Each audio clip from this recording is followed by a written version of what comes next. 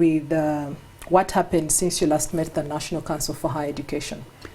It was really a meeting that was long overdue, given what the country was going through from every corner of this country.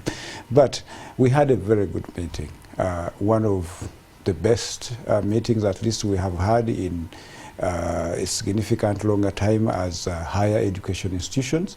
And National Council really, and I applaud them, they did a great job to try to give all stakeholders an opportunity to have their say on this important matter that was really affecting the country. But what I can say that in the process, we left all of us, all vice chancellors of different universities and heads of institutions of different other institutions that are not universities, tertiary institutions. We were happy and we felt that everything was sorted there and the matter was settled. So what follows right now is National Council implementing what we agreed in favor of the country. In the trouble that the vice chancellors or the school, the university heads were having was actually the term that they used to term the courses that were due for renewal.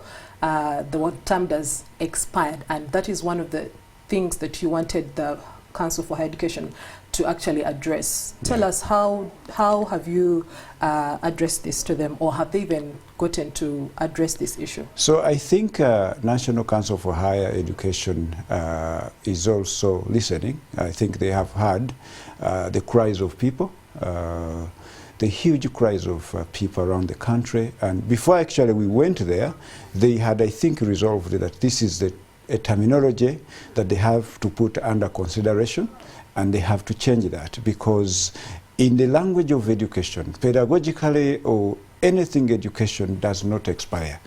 We are not talking about medical drugs. Maybe I was about to say, maybe right? we need to start by defining the term expire. Exactly. Expire. So let me give you an example of when do we use the term expired.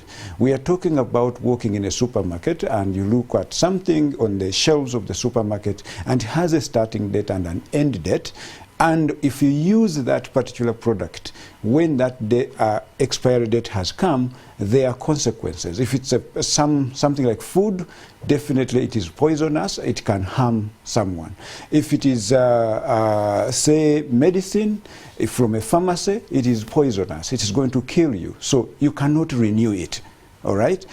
In the medical world, I think when people die, you realize that that form you pick when a postmortem is done, you find that a person, they say, expired. Because again, you cannot resuscitate, you cannot renew a human being who is dead. No, so that does in not the happen. world of education, we do not use that language. A program is given a specific period of years, say 5 in our situation, a degree program, an undergraduate degree program.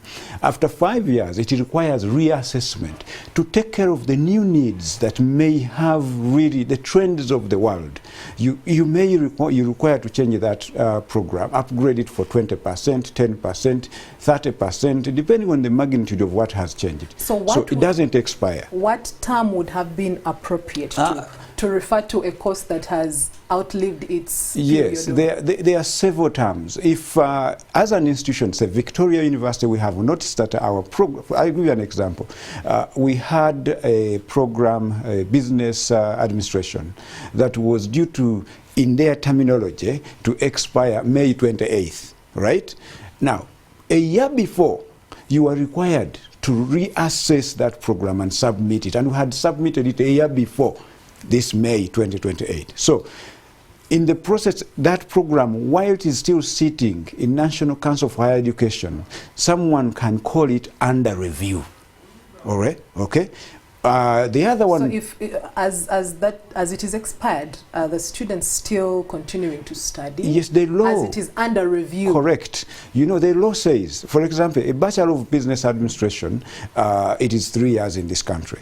So, and yet, National Council, the law tells us that a program will last 5 years. Okay? Then after that, it requires reassessment. So within the first 3 years, people will graduate. So when they graduate, So the expiry, the reassessment, if you wish, does not concern these people who have graduated. Who have moved out. But there are also some people who will enroll in the 4th year of the program and in the 5th year of the program. So those people, even when you have reassessed this program, they will still remain on the older curriculum. It doesn't change. As we get to wind up this conversation, how much damage do you think this crisis has caused to the education system? Because, I mean, it awakened all people from all corners of the country in regards to the education system. You know, this act of trying to disseminate this kind of wrong information on the internet everywhere, it was very, very unpatriotic, if you asked me, because right now, the people who understand internet, you realize that if you punch in, if you are seated in Sudan, South Africa, Nigeria, Kenya, Algeria, and you want to study in Uganda, and you punch in a program in Uganda, chances are they are going to get results in Google that are telling you that degrees in Uganda are expired. So that was detrimental to our country. Yeah. And I'm sure National Council and government are working on a plan to vigorously come out and make a press release, make a campaign to restore the glory of education in our country. And I hope they do it very soon. And when it comes out, that kind of statement, that kind of campaign, all of us, the media houses, you, the media personalities, all of us, the educators, this is our country, this is our education. We need to work as a team, the power of the collective. And we again share this, that our education is still alive, it is still standing. It may need improvement, but we need to say that degrees do not expire.